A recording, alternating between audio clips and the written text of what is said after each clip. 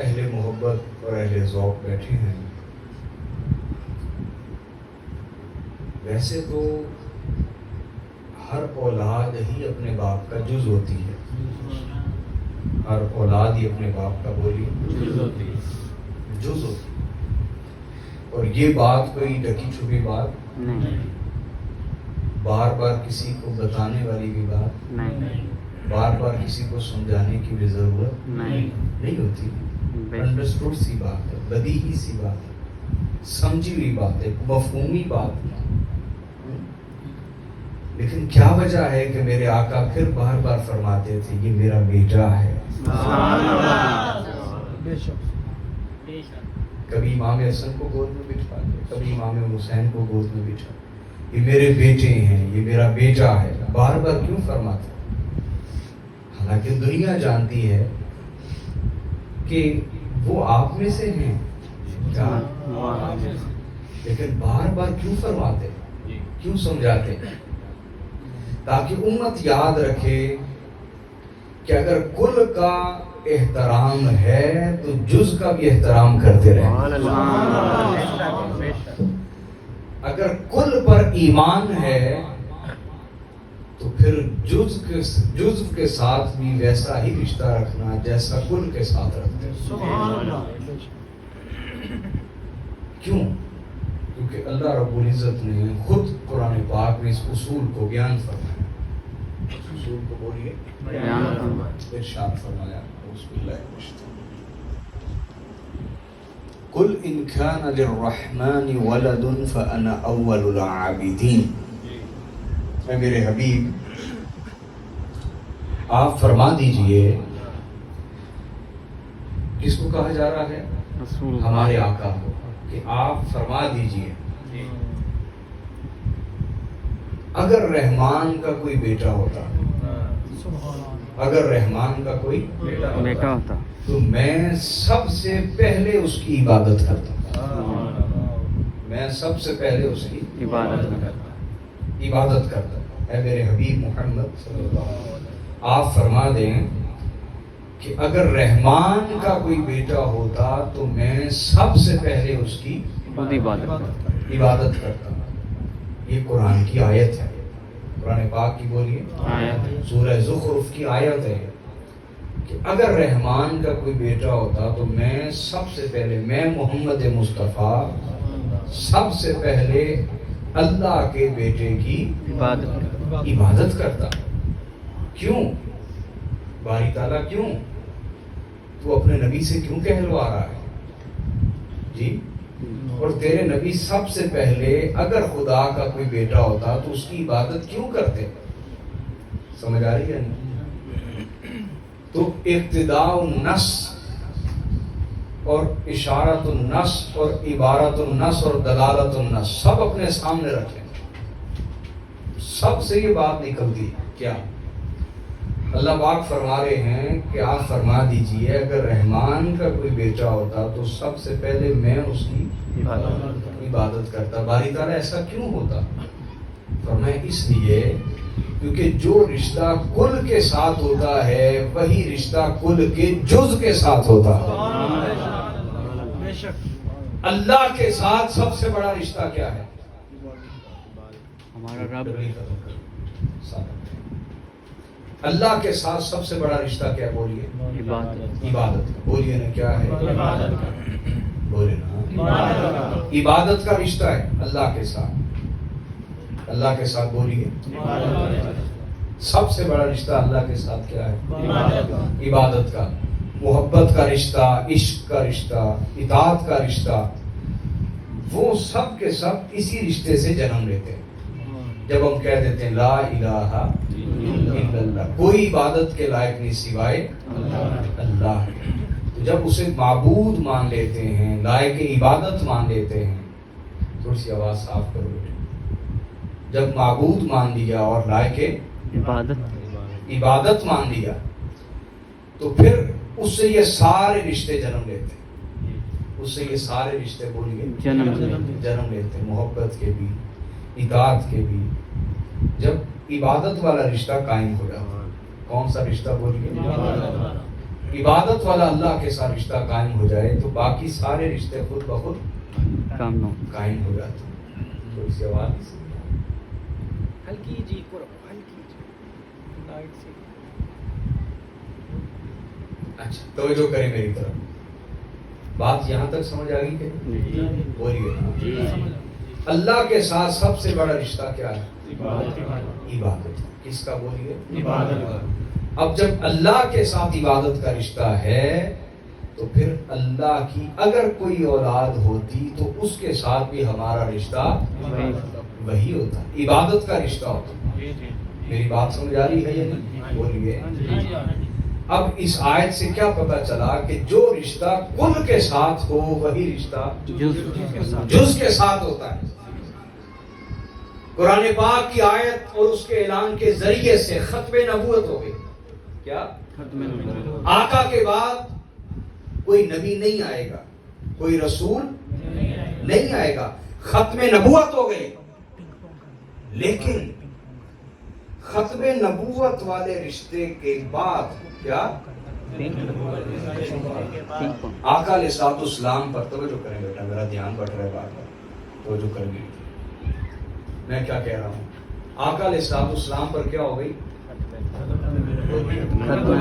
ختم نبوت. اب نبوت والا رشتہ تو کسی اور کے ساتھ ہمارا قائم نہیں ہو سکتا. اب آقا علیہ الصلوۃ والسلام کے ساتھ ہمارے کون کون سے رشتے ہیں؟ ایمان کا بھی ہے کہ آپ کو نبی مانتے ہیں. اب ایمان جب لے آئے تو اس کے بعد رشتے کون کون سے قائم ہو گئے کہ ہم آقا علیہ الصلوۃ والسلام سے اپنے والدین, اپنی اولاد, حتیٰ کہ اپنی جان سے بھی بڑھ کر محبت کرتے ہیں. دوسرا رشتہ کیا قائم ہوتا ہے کہ ہم اپنے آقا صلی اللہ علیہ وسلم کی ہر انسان, ہر رشتے, ہر عمل, ہر چیز سے بڑھ کر تعظیم اور احترام کرتے ہیں. ایسا ہی ہے. تیسری چیز کیا ہے کہ ہم اپنے آقا صلی اللہ علیہ وسلم کی خدمت اور حضور علیہ الصلوۃ والسلام کی سنت کی خدمت کو اپنی زندگی کی سب سے بڑی سعادت سمجھتے ہیں. یہی ہے. چوتھا رشتہ کیا ہے کہ ہم اپنے آقا صلی اللہ علیہ وسلم پر درود و سلام بھیجتے ہیں. کیا بھیجتے ہیں؟ بولیے. اور پانچواں رشتہ کیا ہے؟ ذرا یاد رکھیے گا, مجھے گنوا دیجیے گا بات. پانچواں رشتہ کیا ہے؟ پانچواں رشتہ یہ ہے کہ ہم اپنے نبی کا کثرت کے ساتھ ذکر کرتے ہیں, حضور کی شان بیان کرتے ہیں, حضور کا مقام بیان کرتے ہیں, حضور کے فضائل بیان کرتے ہیں, آپ کی عظمتیں بیان کرتے ہیں. ایسا ہی ہے.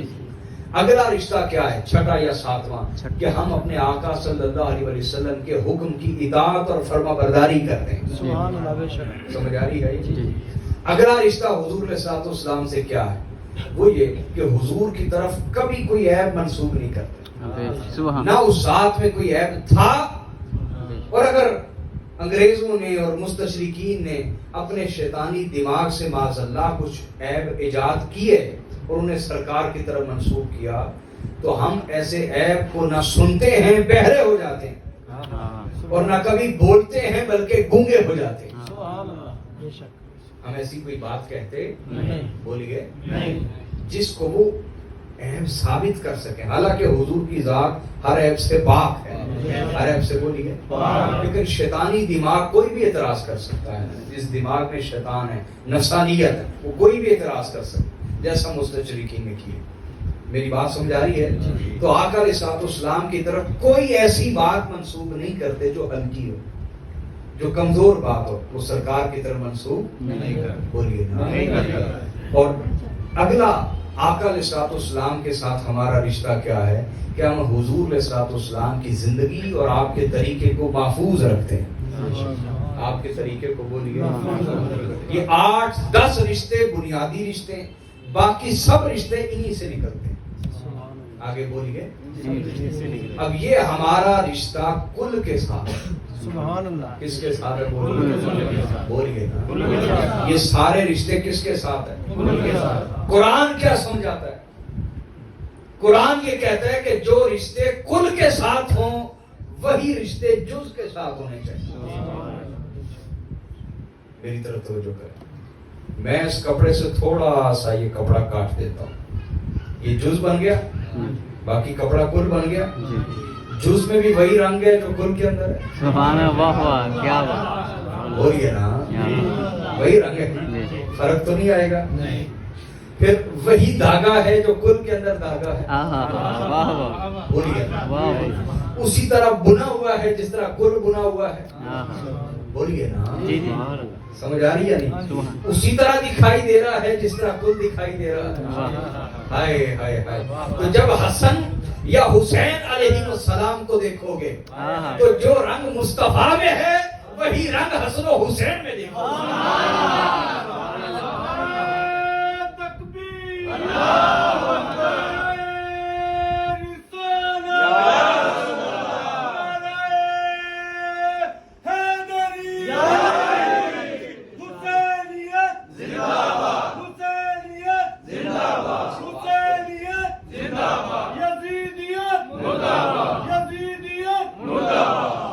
جو رنگ آپ کل کے اندر دیکھ رہے ہیں وہی رنگ حسن و حسین میں دیکھیں. اور اسی طرح جس طرح کی میں نے کہا بنائی دھاگا, جس طرح کا دھاگا جز کے اندر ہے اسی طرح کا دھاگا کل کے اندر, یا جس طرح کا کل کے اندر ہے اسی طرح کا جز کے اندر ہے. تو جب آپ دیکھیں گے امام حسن و حسین کو, جس طرح کی عادتیں مصطفیٰ کی ہیں اسی طرح کی عادتیں حسنین کریمین کی. عادتوں سے انسان بنتا ہے. اور پھر میں نے آپ سے کہا جس طرح کی بنائی جز کے اندر تھی اسی طرح کی بنائی, یا جس طرح کی بنائی کل میں تھی اسی طرح کی بنائی جز کے اندر ہے. تو جس طرح کے گوشت پوشت اور ہڈیوں اور خون سے مصطفیٰ بنے ہیں اسی طرح کے گوشت پوشت اور خون سے حسن و حسین بنے ہیں. سبحان اللہ سبحان اللہ. آئی بات سمجھ آئی؟ سبحان اللہ. اب آپ کو جز اور کل کا کوئی رشتہ سمجھ آیا ہے؟ اب آئیں قرآن کی آیت کی طرف. اللہ نے کیا فرمایا ہے؟ قل ان کان للرحمن ولد فانا اول العابدین. میرے نبی فرما دیں اگر رحمان کا کوئی بیٹا ہوتا میں سب سے پہلے اس کی عبادت کرتا. یا رسول اللہ کیوں؟ فرمایا اس لیے کہ جو رشتہ کل کے ساتھ ہوتا ہے وہی رشتہ جز کے ساتھ ہوتا ہے. اب قرآن یہ سمجھا رہا ہے کہ جو جو رشتے تمہارے میرے مصطفیٰ کے ساتھ ہیں وہی رشتے حسن و حسین کے ساتھ ہیں. جو جو رشتے ذات مصطفیٰ کے ساتھ تمہارے قائم ہیں وہی وہی رشتے تمہارے آل رسول کے ساتھ قائم ہیں. جس طرح تم ذات مصطفیٰ سے محبت کرتے ہو اسی طرح آل مصطفیٰ سے محبت کرو. جس طرح تم ذات مصطفیٰ کا ادب کرتے ہو اسی طرح آل مصطفیٰ کا ادب کرو. جس طرح تم ذات مصطفیٰ کی خدمت کرتے ہو اسی طرح آل مصطفیٰ کی خدمت کرو. جس طرح تم ذکر مصطفیٰ کرتے ہو اسی طرح ذکر آل مصطفیٰ کرتے رہو. جس طرح تمہاری کوئی محفل کوئی خطاب کوئی درس ذکر مصطفیٰ اور شان مصطفیٰ سے خالی نہیں ہوتا اسی طرح تمہارا کوئی درس کوئی خطاب ذکر علی سے خالی نہ ہو, ذکر فاطمہ سے خالی نہ ہو, ذکر حسن و حسین سے خالی نہ ہو علیہ السلام. اور جس طرح تم میرے نبی کی ذات پر درود و سلام بھیجتے ہو اسی طرح جب اہل بیت کا نام آئے تو ان کی بارگاہ میں بھی درود و سلام کے ہدیے پیش کیا. ہدیے پیش کیا کرو. اور جس طرح تم میرے نبی کی زندگی کو محفوظ کرتے ہو آگے پہنچاتے ہو آگے سناتے ہو اسی طرح اہل بیت اطہار کی زندگی بھی تاریخ کے ورقوں میں عدم میں نہ جانے دینا کہ وہ تاریخ کے ورقوں کے اندر گم ہو جائے. ایسا مت ہونے دینا. ایسا بولیے بلکہ ان کے لیے محافل کرتے رہنا, ان کے لیے مجالس قائم کرتے رہنا, ان کا ذکر ان کی سیرت ان کے فضائل ان کے مناقب ان کے خصائل ان کے شمائل ان کی زندگی اور ان کے طور طریقے ان کا طرز تبلیغ ان کا طرز ہدایت وہ زندہ رکھنا. اس کو کبھی بھی عدم کے پردوں میں اور لاشعور کے پردوں میں جانے نہ دینا. میری بات سمجھ آئی نہیں ہے؟ کیوں؟ کیونکہ قرآن کہتا ہے جو رشتہ کل سے رکھتے ہو وہی رشتہ جز کے ساتھ رکھو. تو ایمان